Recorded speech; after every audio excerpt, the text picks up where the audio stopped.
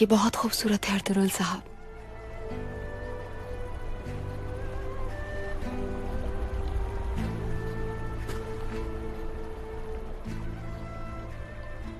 تمہارے عکس نے اسے اور بھی خوبصورت کر دیا ہے.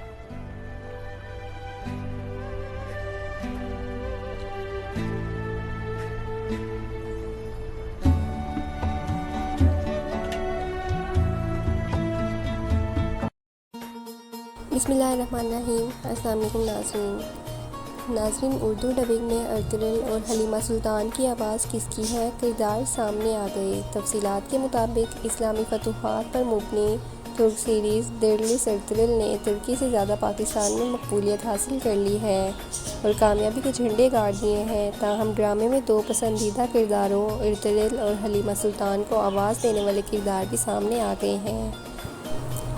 اس حوالے سے قومی ٹیلی ویژن پی ٹی وی کے chief marketing and strategy officer نے ایک انٹرویو میں کہا کہ تفصیلی جائزہ لینے کے بعد اس ڈرامے کی ڈبنگ کے لیے نجی ادارے کو منتخب کیا گیا.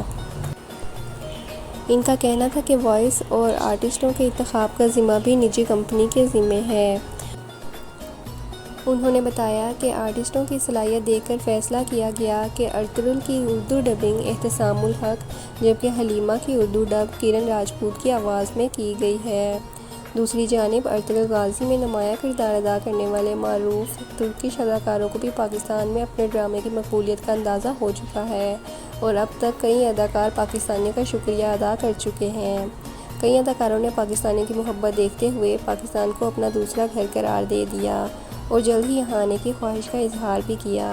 ارطغرل غازی کے سلیمان شاہ نے پاکستانیوں کی محبت پر اظہار تشکر کے لیے منفرد طریقہ اپنایا.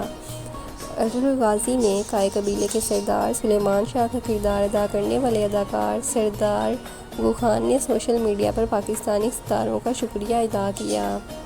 انہوں نے انسٹاگرام اکاؤنٹ پر پاکستانی پرچم کی تصویر پوسٹ کرتے ہوئے اردو میں اپنے پاکستانی مداحوں کے لیے پیغام لکھا اور کہا کہ میرے پیارے پاکستانی دوستوں، آپ کی دلچسپی اور پیار کے لیے بہت بہت شکریہ. ساتھ ہی انہوں نے پاکستان آنے کی خواہش کا بھی اظہار کیا.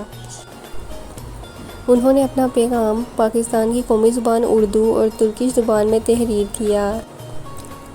سردار گو خان نے ارطغرل غازی دیکھنے اور ڈرامے کے تمام کرداروں کو سراہنے پر تمام پاکستانیوں کا شکریہ ادا کیا. تو فرینڈز، کیسی لگی آپ کو ہماری آج کی ویڈیو؟ اپنی قیمتی رائے کا اظہار کمنٹ سیکشن میں ضرور کیجیے گا. ملتے ہیں آنے والی نیکسٹ انٹرسٹنگ ویڈیو کے ساتھ. تب تک کے لیے اپنا خیال رکھیں. اللہ حافظ.